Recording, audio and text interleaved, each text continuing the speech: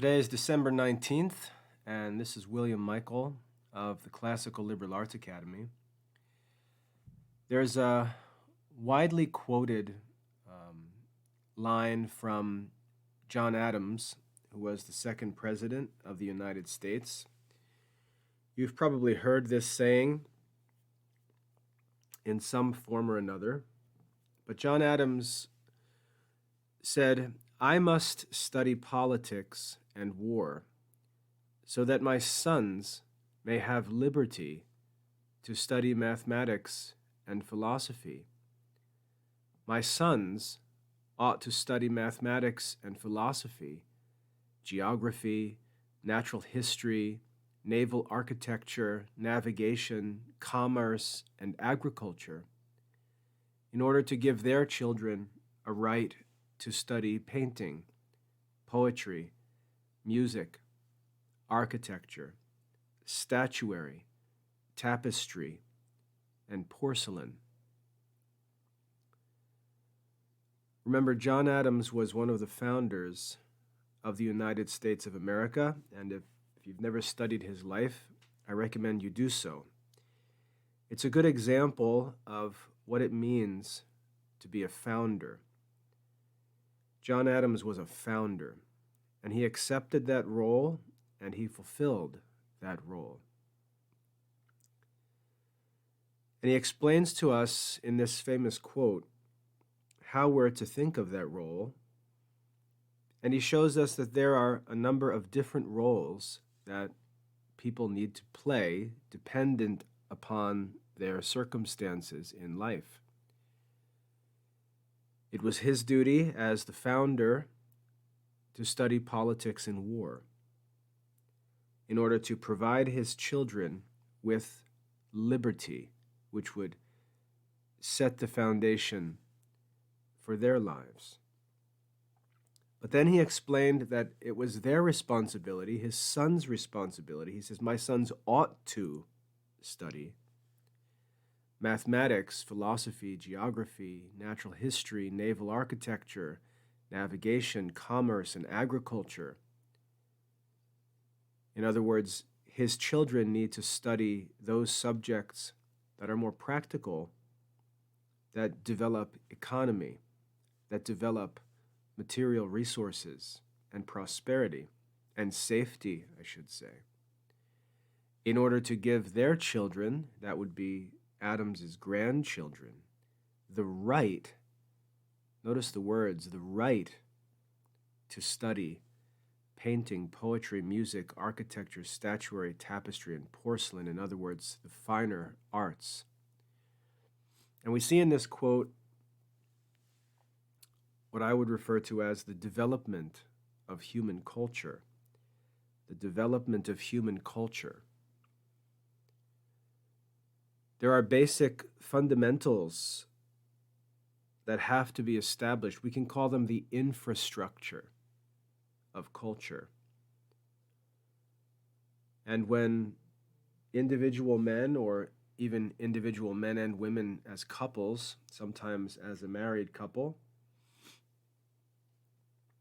decide to commit themselves to the Christian life and undergo conversion by the grace of God, they have to accept the role as founders in their family history.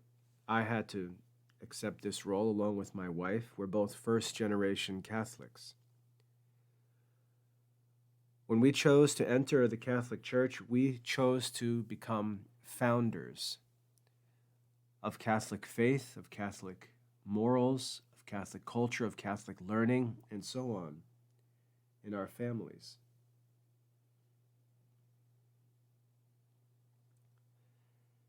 And when we think about what John Adams says here, there's a certain realization that's necessary when we make those decisions. A certain realization that we're not going to enjoy the fruits of the culture that we envision. We're not going to enjoy the good times. In God's providence, we are given the work of establishing the liberty in which our children can grow and pursue a material, notice it's material, a material and temporal prosperity and safety or security in which culture may grow.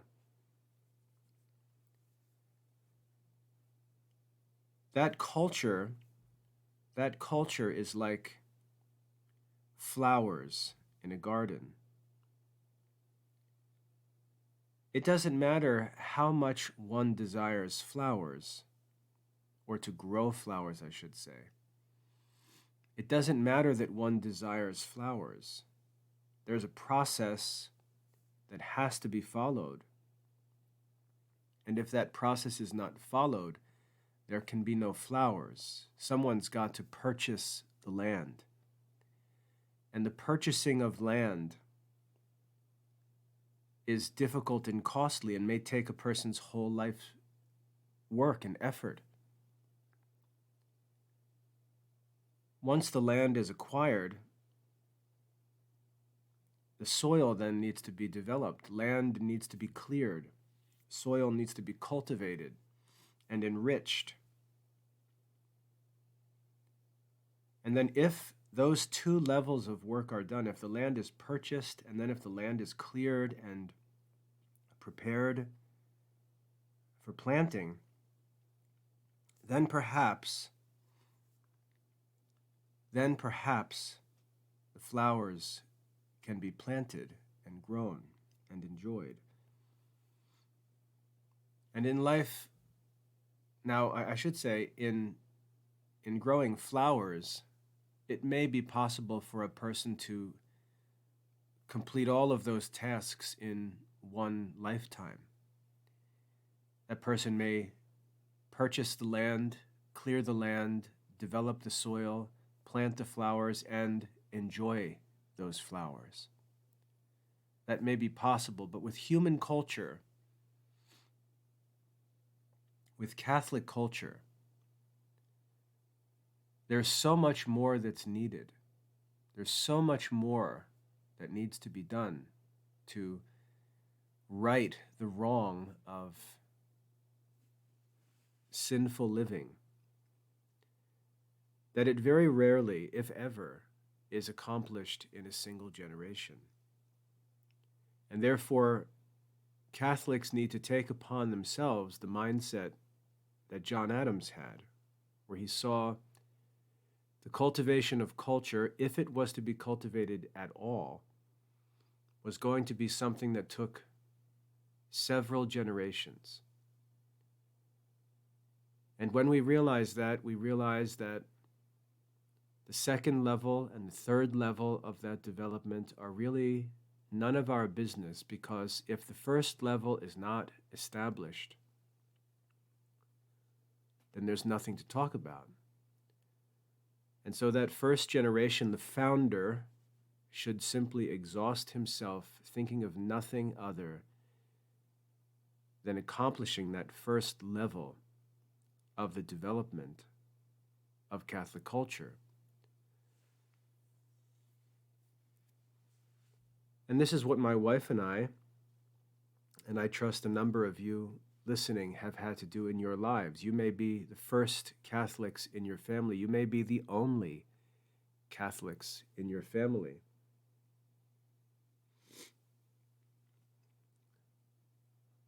I remember when we joined the Catholic Church, the priest asked us who the godparents would be for the baptism of one of our children. And we couldn't even identify a godparent because we had no Catholic relatives. We had no Catholic friends. We converted alone. And I remember the reality of actually having to ask strangers to us, or members of our parish, if they would be the godparents for the first of our children to be baptized in the church. It was quite embarrassing. But that was the reality. We didn't have even that simple tradition of naming godparents. We weren't able to do that because we didn't have any Catholic culture. We had no Catholic friends, no Catholic relatives. We were the only Catholics. And that's the reality that many have to live with. They're the only Catholics. Their voice, at least outside of church, is the only Catholic voice their children hear, the only Catholic life their children see, the only one teaching and enforcing Catholic morals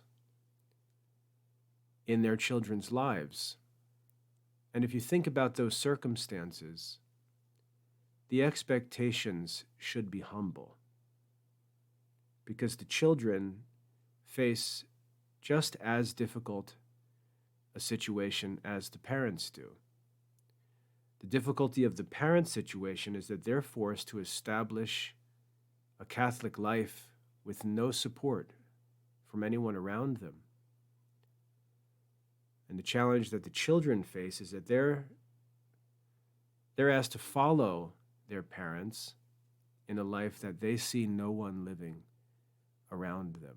Sure, at church, they may see some other people, but in their home life, in their neighborhood, in their family, at family gatherings, at holiday celebrations, and so on, mom and dad are the only Catholics.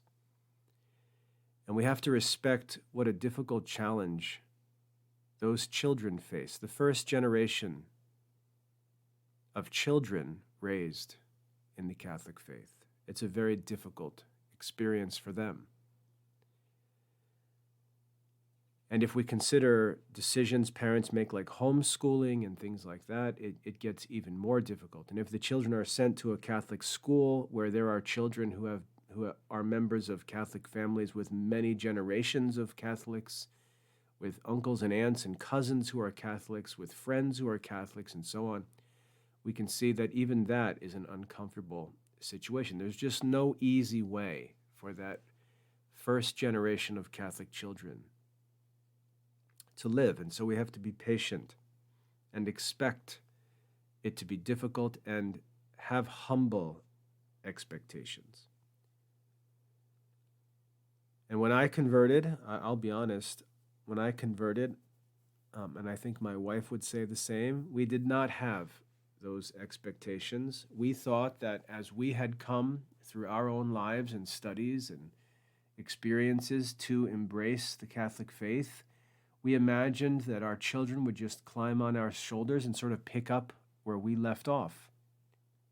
And that was naive. That was even contrary of an expectation to the Christian faith, because the Christian faith teaches us that the good that's in us, and this is most certainly true in my life, the good that's in us is owed to the grace of God at work in us. And just because my wife and I reproduce physically doesn't mean that that grace is reproduced in our children. They have their own individual lives to live.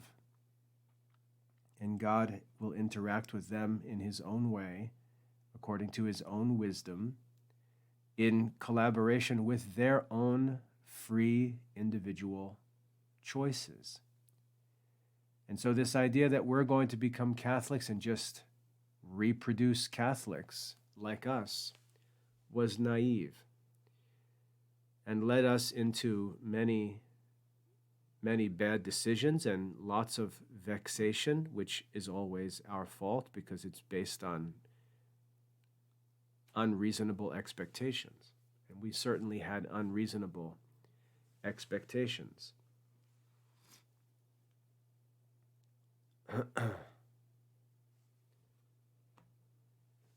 But this development of culture is not in our control because it depends on multiple generations collaborating of their own free will. And for those of us who are founders, we can't control what the next generation will do. And a perfect example is, again, John Adams. John Adams was a well-educated man, went to Harvard, was a lawyer, obviously one of the most prominent intellectuals in America at the time of the Revolutionary War, was successful in his legal profession, was a just Christian man. He was not a Catholic, but he was a just Christian man. And he had these ambitions for America and for his own family, and yet even among his own sons, he faced the extremes, the realities of free will. He had one son, I think his name was Charles, who became an alcoholic prodigal, a drunk, a waste. And I think he ended up dying young, possibly of cirrhosis. So as John Adams talked about his son studying mathematics and philosophy, geography, and so on, preparing for this third generation of a golden age of family life and culture, instead he had one son die young due to alcoholism, who lived just a wasteful life. And meanwhile, his other son, John Quincy Adams, became President of the United States and was, very respectful and obedient and lived out this vision of his father. Went on to do the very things that his father talked about. And so we see in the life of John Adams the need to deal with this complexity of real life, where free will and original sin just throw a monkey wrench into our expectations, into our plans for family culture. And so we've got to learn to make haste slowly. We've got to move one step at a time and expect there to be times of backsliding, but we've got to try to persevere, and each of us has to do his own job, has to fulfill his own role. Cicero told a really beautiful story in his treatise on old age, which I recommend. He wrote a treatise on old age, praising old age as he entered into it, as sort of a comfort for those who are growing older, to look on the bright side, as it were, and think about the benefits of old age and really the purpose of old age. And he told a story about farmers in Italy who would be very old men, down to the last year or so of their lives. So imagine these elderly men, elderly farmers, old, weak men. And they would be planting trees. And in this story, supposedly one of the men was asked, why are you planting trees when, you're never going to see these things grow? These things are going to, an apple tree we planted last year, we're told to expect fruit in 10 to 20 years. Why would someone plant such a tree when he's 84 years old? And Cicero says he does not sow these trees for his own benefit, but for the benefit of other generations. He does the work, knowing that others will enjoy the fruit. And yet at the same time, he can't guarantee that they will enjoy that fruit, because those children or grandchildren could choose to just cut those trees down or sell the land or do something else or just leave them untended. So he has no guarantee that there will ever be fruit born from these trees or enjoyed, and yet he's planting the trees. He's doing the work to plant the trees and cultivate these young fruit trees. He sows trees, the fruit of which another generation will enjoy. And Cicero goes on to say that this man was asked, for whom does he sow these seeds? For whom does he plant these trees? And we might expect him to say, I I'm planting these trees for my children. I'm planting these trees for my grandchildren. But that's not what this old man says. And you can see that many of us would have answered in that way, and we would have been wrong. And this is one of the reasons why we don't do these things. The old man did not say, I'm planting these for my children. He said, I'm planting these trees for the immortal gods. I'm planting these trees for the gods, because they have blessed me abundantly, and I am passing that blessing on to prosperity. And so what we see is what motivates that virtue is religion.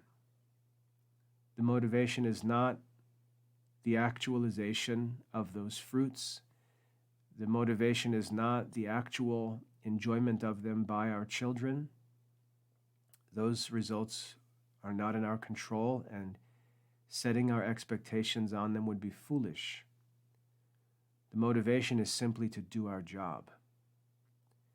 The motivation is simply to respond rightly to the grace that we have received and do something in turn that's proper.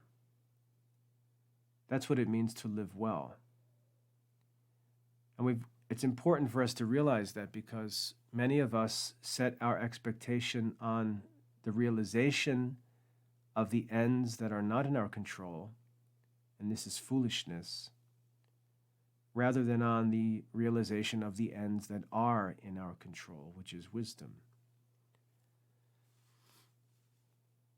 And so when we look at family life, we have to ask, what are we doing? Why are we working the way we're working? Why are we trying to develop what we're trying to develop? And the answer should not be, well, for our children, because our children, for our grandchildren. No, that's not wisdom. The answer should be for God. For God. I'm doing this.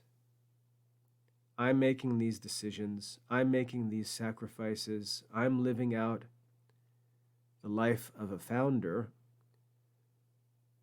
for God's sake, because what I'm doing is proper in light of the grace that I've received. And what's good about that is that it's within our control. God is just and knows all things. We can be sure that we will have the end that we work for. And it's objective. We can go to bed at night and lay our head on our pillow and know that we did what was right, and we will have our reward. And you can see that that's the formula for a happy Christian life. And if our children choose to imitate us and do likewise, again, not to live as founders, because that may not need to be done, but to take up that work where we leave off and continue it, that it may reach that second stage of development. They should do the same thing that we did. They should understand their role, set their hearts on their true end, which is not their children or the ultimate long-term fruits of their work, but of simply doing what is right in God's sight, and being certain that God will reward them for doing their job, and leaving the work of the third generation to that third generation. And if anyone in that chain chooses to throw off that work and return to Egypt, as it were, the fault and the failure and the loss will all be upon his head. And this is why it's wheels within wheels. It's slow progress for Catholic culture, and it's really not in any of our control. It really depends on God's providence. And we see this wisdom in the life of our Lord, of course, who, when he was teaching and working to be a founder of the church, he understood his role He said, "The Son of Man has come not to be served, but to serve and give his life as a ransom for many." He understood that he was the founder, and he was to do the work of a founder, and he was to set his heart on the true end of that work, which was nothing other than to, as he said, to do the will of my Father. That's all he concerned himself with.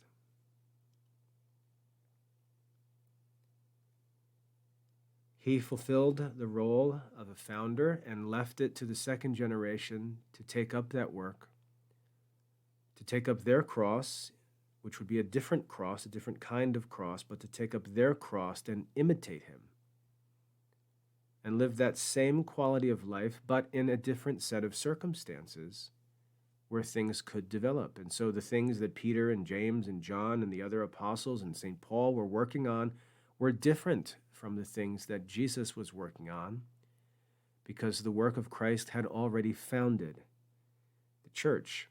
They were taking up that second generation, that work of the second generation. Some of the men who were with Jesus did not follow him, and so that work of the founder was not fulfilled in them in the second generation. A good example would be Judas. But there were people who not only believed the word of Jesus, but who also believed and followed his apostles. And in the third generation, and fourth generation, and fifth generation, we find the fulfillment of the end. And we find the flourishing of Christian culture, so that by the 4th century, the Roman Empire was converted to the religion, and all of these temporal fruits were received and enjoyed by Christians, none of which Christ concerned himself with during his life, none of which the apostles concerned themselves with during their life. They just did their job. Christ lived a man of sorrows, in poverty. The apostles, like St. Peter said, "Gold or silver I do not have." They forsook everything to follow Christ, and yet Christ told them, "Seek first the kingdom of God and his righteousness, and all these things will be given to you." And the church, by her obedience, ultimately realized that promise and enjoyed at least the temporal portion of those fruits of obedience. But we've got to respect the work of developing culture and realize that the actual flourishing of culture is not in our control. And we're not doing anyone any favor by pretending like we're going to enjoy it, or trying to have some shallow, false version of it prematurely. And we see Christians doing this very often. We see, for example, Christians in education who want to dress up like scholars and dress up like philosophers when they haven't done the work of study. We see people who want to decorate schools and make them look like great institutions with all kinds of superficial decorations, of veneer of culture. And the reality is the school is struggling to even survive. And those people involved in developing the school should be doing the work of founders. They should be focused on infrastructure, not on appearances. We see families doing the same thing. We see parents trying to dress up their home and dress themselves up, dress up their children, and pretend to be a third generation family rather than founders, rather than establishing the foundation, the infrastructure of the Catholic life. They're trying to appear as if they've already attained the end and the fruits of Catholic culture. And it ultimately leads to a collapse of the whole thing, like a house built on sand. So in our work in parenting and in education, we've got to be humble and realize what our duty actually is and realize there's no shortcut to real Christian culture. There's no shortcut.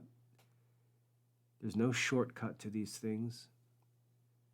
If we're the founders, then we've got to do the founding work. And we can't set expectations or desire to appear to be something that we're really not. And if we do that, we're going to be exposed. But we've got to learn what the expectations should be and live reasonably within them. We've got to look at our children and realize what the expectations should be and not judge or criticize them with unrealistic expectations, as if they should be like the children who are 4th, 5th, 10th, 30th generation Catholics. We've got to learn to focus on our duty, focus on our own job, and not try to appear to be something that we're not. And if we understand this concept, if we understand this principle, we'll actually make good decisions and accomplish the necessary work that actually benefits the next generation and puts them in the best circumstances that we can possibly put them in, and allows them, if they collaborate, if they take up that work and continue it into the second generation, we can put them in good circumstances to do so.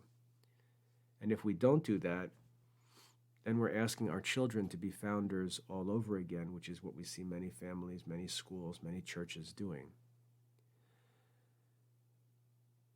So let's learn to respect the development of culture that's necessary. Let's learn what our actual responsibilities are, what our end should be, and just focus on doing our job in our generation.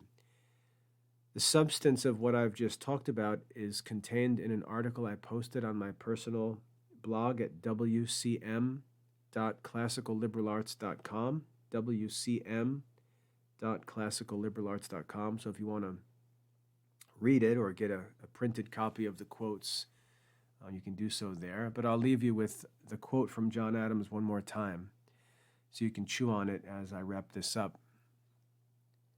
I must study politics and war so that my sons may have liberty to study mathematics and philosophy. My sons ought to study mathematics and philosophy, geography, natural history, naval architecture, navigation, commerce, and agriculture, in order to give their children a right to study painting, poetry, music, architecture, statuary, tapestry, and porcelain. I hope that's helpful. God bless.